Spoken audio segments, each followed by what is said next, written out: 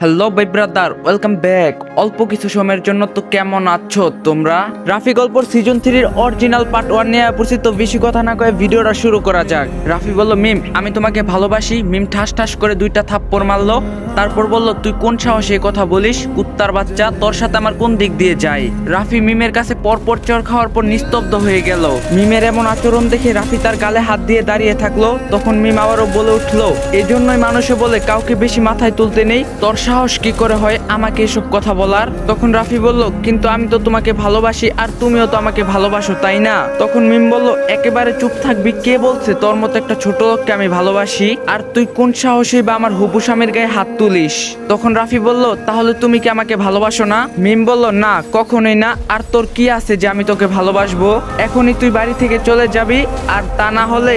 রাফি বলল, না হলে কি করবে? মিম বলল, কি করতে পারি তা তুই ভালো করেই বুঝবি। এরপর মিম মাসুদকে রাফির সামনেই বলে, তোমার কোথাও লাগেনি তো? আমি ওকে এখনই এই বাড়ি থেকে বের করে দিচ্ছি।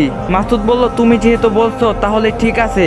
আর এই ছোট লোকের বাচ্চাকে তো আজ মেরেই ফেলবো। ওর এত বড় কলিজা কি করে হয় ও তোমার হাত ধরে? তখনই সেখানে মিমের বাবা মা আর মাসুদের বাবা মা চলে আসে। আর তখনই মাসুদের মা বলে ওঠে, এই ছেলে এখানে কি করে মিমের সাথে? আর এখানে এত চেঁচামেচি কেন? মিমের মা রাফিকে বলে, তোমাকে না এখান থেকে চলে যেতে বলছিলাম, আর তুমি এখানে কি করছো? মাসুদ বলল, কেন আবার এসেছে? ওর কত বড় সাহস জানো? ও মিমের হাত ধরে। এই কথা শুনে মিমের বাবা অনেক রেগে যায় আর রাফির শার্টের কলার ধরে বলে, তোকে তো অনেক ভালো মনে করছিলাম, আর তুই কিনা আমার মেয়ের সাথে এসব করিস? তোর এত বড় সাহস কি করে হয়? তখনই মাসুদ সবার সামনে এমন কথা বলে যা শুনে সবাই আকাশ থেকে পড়ে। মাসুদ বলল, না, শুধু হাত ধরার জন্য নয়, আমি না থাকলে তো মনে হয় আরো বড় কিছু করতো মিমের সাথে। তখন রাফি বলে ওঠে, আপনারা সবাই বিশ্বাস করুন, আমি মিমকে অনেক ভালোবাসি আর সেও আমাকে অনেক ভালোবাসে। আমি ওকে ছাড়া বাঁচবো না।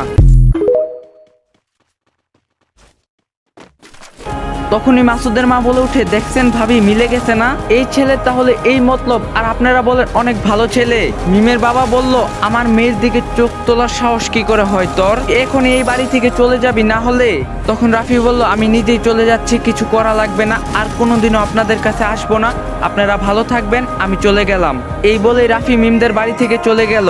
তারপর রাফি সেই মাঝ রাতেই রাস্তা দিয়ে হাঁটা শুরু করে আর ভাবতে থাকে, ঋতুর পর আজ যাকে সে ভালোবেসেছিল সেও আজকে ঋতুর মতোই ফিরিয়ে দিল তার ভালোবাসা নদীর ঘাট থেকে।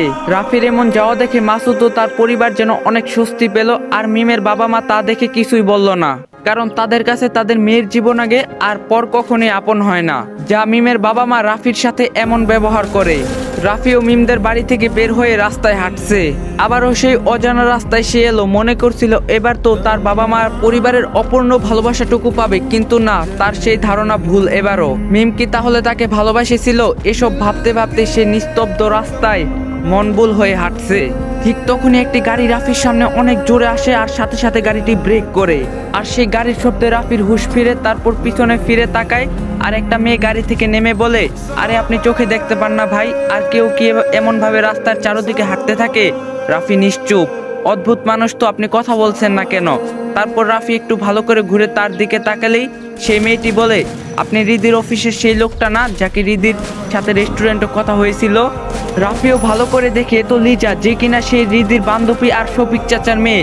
এটা দেখে রাফি তাকে বলে, আমি সেই লোক। লিজা তখন বলে, তা আপনি এমন করে রাস্তায় হাঁটতাছিলেন কেন? আর একটু হলেই তো আপনার সাথে আমার গাড়ির অ্যাক্সিডেন্ট হতো।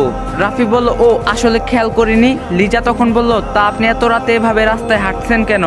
রাফি তখন বলল, না তেমন কিছু না, এমনি ভালো লাগতাছিল না। লিজা বলল, কেন, আপনার কি মন খারাপ? রাফি বলল, না, এমনি হাঁটছিলাম।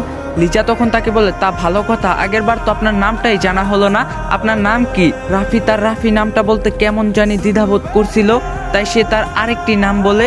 রাফি বলল, জি। হ্যালো ভাই ব্রাদার, ওয়েলকাম ব্যাক।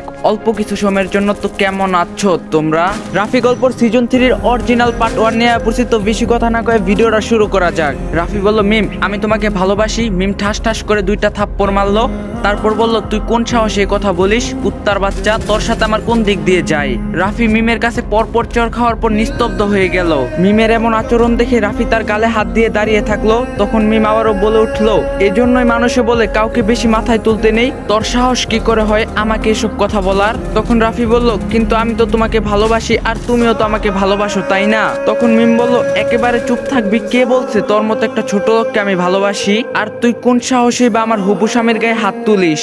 তখন রাফি বলল, তাহলে তুমি কি আমাকে ভালোবাসো না? মিম বলল, না, কখনোই না। আর তোর কি আছে যে আমি তোকে ভালোবাসবো? এখনই তুই বাড়ি থেকে চলে যাবি, আর তা না হলে?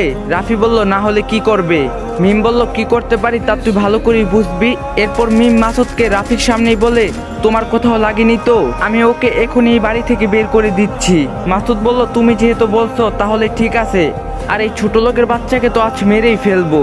ওর এত বড় কলিজা কি করে হয় ও তোমার হাত ধরে? তখনই সেখানে মিমের বাবা মা আর মাসুদের বাবা মা চলে আসে। আর তখনই মাসুদের মা বলে ওঠে, এই ছেলে এখানে কি করে মিমের সাথে? আর এখানে এত চেঁচামেচি কেন? মিমের মা রাফিকে বলে, তোমাকে না এখান থেকে চলে যেতে বলছিলাম, আর তুমি এখানে কি করছো? মাসুদ বলল, কেন আবার এসেছে? ওর কত বড় সাহস জানো? ও মিমের হাত ধরে। এই কথা শুনে মিমের বাবা অনেক রেগে যায় আর রাফির শার্টের কলার ধরে বলে, তোকে তো অনেক ভালো মনে করছিলাম, আর তুই কিনা আমার মেয়ের সাথে এসব করিস? তোর এত বড় সাহস কি করে হয়? তখনই মাসুদ সবার সামনে এমন কথা বলে যা শুনে সবাই আকাশ থেকে পড়ে।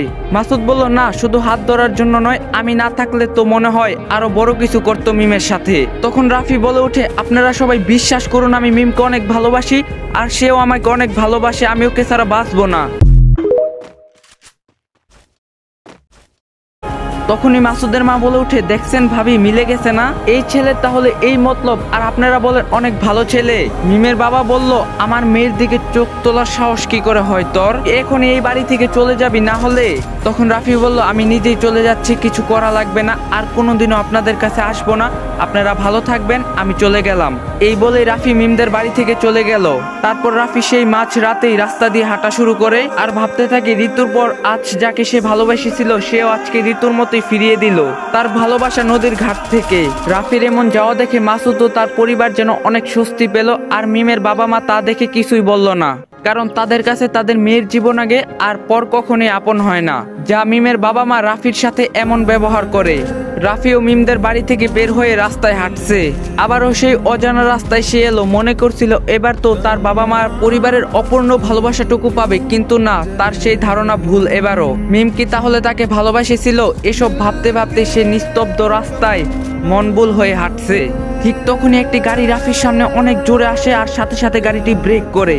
আর সেই গাড়ির শব্দে রাফির হুঁশ ফিরে, তারপর পিছনে ফিরে তাকায় আর একটা মেয়ে গাড়ি থেকে নেমে বলে, আরে আপনি চোখে দেখতে পান না ভাই? আর কেউ কি এমন ভাবে রাস্তার চারদিকে হাঁটতে থাকে? রাফি নিশ্চুপ, অদ্ভুত মানুষ তো, আপনি কথা বলছেন না কেন? তারপর রাফি একটু ভালো করে ঘুরে তার দিকে তাকালেই সেই মেয়েটি বলে, আপনি রিদির অফিসের সেই লোকটা না, যাকে রিদির সাথে রেস্টুরেন্টে কথা হয়েছিল? রাফিও ভালো করে দেখে, তো লিজা, যে কিনা সেই রিদির বান্ধবী আর শফিক চাচার মেয়ে। এটা দেখে রাফি তাকে বলে, আমি সেই লোক। লিজা তখন বলে, তা আপনি এমন করে রাস্তায় হাঁটতাছিলেন কেন? আর একটু হলেই তো আপনার সাথে আমার গাড়ির অ্যাক্সিডেন্ট হতো। রাফি বলল, ও আসলে খেয়াল করিনি। লিজা তখন বলল, তা আপনি এত রাতে এভাবে রাস্তায় হাঁটছেন কেন? রাফি তখন বলল, না তেমন কিছু না, এমনি ভালো লাগতাছিল না। লিজা বলল, কেন, আপনার কি মন খারাপ? রাফি বলল, না, এমনি হাঁটছিলাম।